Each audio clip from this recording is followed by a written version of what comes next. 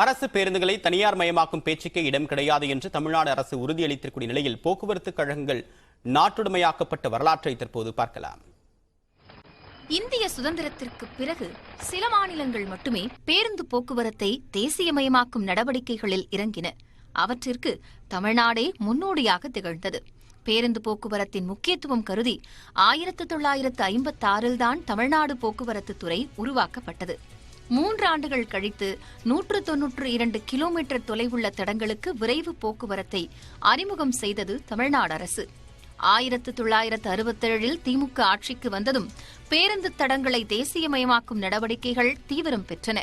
குறிப்பாக மு. கருணாநிதி 2ஆம் முறையாக முதலமைச்சரானதும் 1971 சோமசுந்தரம் கமிட்டியை அமைத்தார். அந்த கமிட்டியின் பரிந்துரையின் அடிப்படையில் 120 கிலோமீட்டர் மற்றும் அதற்கு அதிகமான தொலைவு கொண்ட சாதாரண விரைவு தடங்களை முதற்கட்டமாகவும், சென்னையுடன் இணைக்கப்பட்ட தடங்களை 2ஆம் கட்டமாகவும், கன்னியாகுமரி மாவட்டத்தைச் சேர்ந்த தடங்களை 3ஆம் கட்டமாகவும் தேசியமயமாக்குவது என்று முடிவு செய்யப்பட்டது.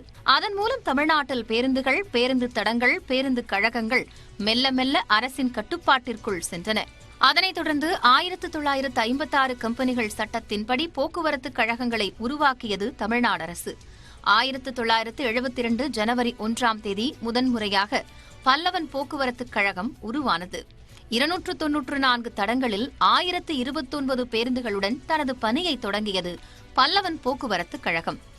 அதே வேகத்தில் தனியாரிடம் இருக்கும் பெரிய பேருந்து கழகங்களை கைப்படுத்த தயாரானது தமிழ்நாடு அரசு. அதன்படி 346 பேருந்துகளை வைத்திருந்த மதுரை ரோட்வேஸ் நிறுவனம் தமிழ்நாடு அரசு உருவாக்கிய பாண்டியன் போக்குவரத்து கழகத்துடன் இணைக்கப்பட்டு அதற்கான தலைமையிடமாக மதுரை அறிவிக்கப்பட்டது.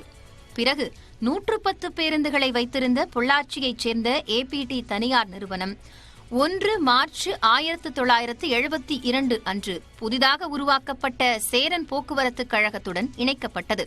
அடுத்தடுத்த பல மாவட்டங்களைச் சேர்ந்த தனியார் பேருந்து நிறுவனங்கள் தமிழ்நாடு அரசு பேருந்து கழகங்களோடு இணைக்கப்பட்டன. பேருந்துகளை தேசியமயமாக்குவதற்காக 1973 Tamil Nadu state carriages and contract carriages act என்கிற சட்டத்தை கொண்டு வந்தது தமிழ்நாடு அரசு.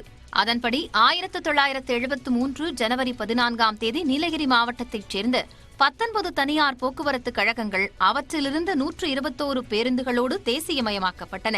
இந்த திட்டத்திற்கு எதிராக நீதிமன்றங்களில் ஏராளமான ரிட் மனுக்கள் தாக்கல் செய்யப்பட்டன. வழக்கை விசாரித்த சென்னை உயர்நீதிமன்றம் தமிழ்நாடு அரசின் பேருந்து தேசியமயமாக்கும் சட்டத்தை செல்லாததாக அறிவித்தது. தீர்ப்பை எதிர்த்து உச்சநீதிமன்றத்தில் மேல்முறையீடு செய்தது தமிழ்நாடு அரசு. 10 ஆண்டுகளுக்கு பிறகு அந்த சட்டம் செல்லும் என்று உச்சநீதிமன்றம் தீர்ப்பளித்தது. வழக்கு நடந்து கொண்டிருந்த காலகட்டத்தில் பேருந்து போக்குவரத்தை தேசியமயமாக்கும் பணிகள் நிறுத்தப்பட்டிருந்தன. தீர்ப்பிற்கு பிறகு தேசியமயமாக்கல் வேகம் பிடித்தது. பின்னாளில் வந்த ஆட்சியாளர்களும் அதில் அதிக கவனம் செலுத்தினர். இப்படித்தான் தமிழ்நாட்டில் பேருந்து போக்குவரத்து தனியாரிடம் இருந்து தேசியமயமாக்கப்பட்டது. நியூஸ் 18 தமிழ்நாடு செய்திகளுக்காக ஆர். முத்துக்குமார். கேரள மாநிலம் திருவனந்தபுரம் ஆற்றுக்கால்